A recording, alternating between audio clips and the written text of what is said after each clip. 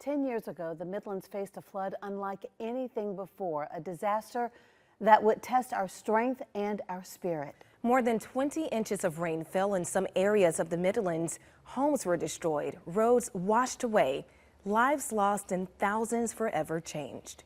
Hour after hour, the rain fell. Quiet streets turned into rivers and familiar landmarks into memories. But in the middle of all of that chaos, there was incredible courage. Neighbors became rescuers, strangers becoming family. As the waters rose, so did the spirit of this community. Tonight, we are taking you on a journey through those stories of loss, resilience, and the heart of the Midlands. For the next 30 minutes, we remember not just what was destroyed, but what was rebuilt. Our Greg Adeline has a look back on October of 2015. To remember what the rising water in Columbia looked like on that October morning in 2015. The pictures tell the story. But even more vivid is the view through the eyes of those who witnessed the devastating floodwater firsthand. Meteorologist Von Gaskin first saw the models that showed Columbia in the crosshairs of a rare rain-making system. It continued to exacerbate the flooding. We were shocked at the forecast. Hurricane Joaquin offshore, creating an unprecedented torrent of rain inland. It was almost like a water hose. Quickly putting a strain on infrastructure in Columbia. You got levees and dams that get overpowered, and that's when the real trouble started.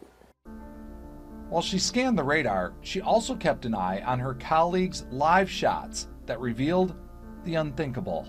And they were literally showing us that the road was missing. Kaufman Road, you can see that a big chunk of this road has caved in. While some roads gave way, others were swamped.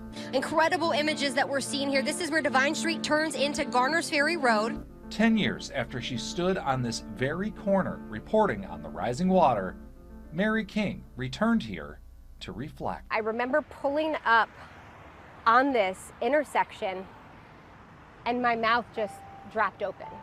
We knew this was coming, but we just never knew it was going to look like this. I mean, look at this.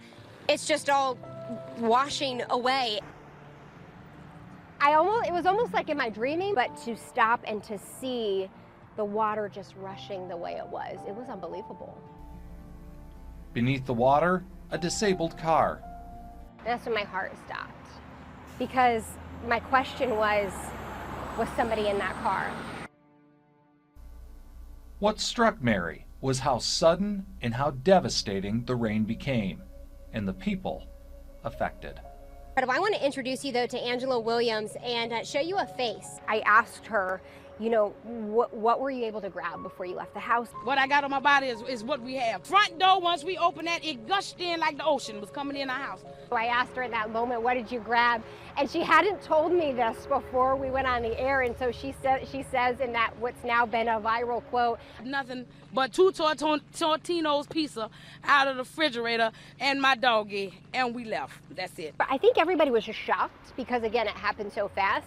Trapped in their homes, and they had to come rescue them in motorboats. The best thing is that we still have our lives. Kids being brought out of these homes. That perspective bringing into focus the things that matter most: faith, hope, and the will of this community to start again. The story became about how Columbia came together. Forged by a flood. Through all of this tragedy and heartbreak, but there's hope.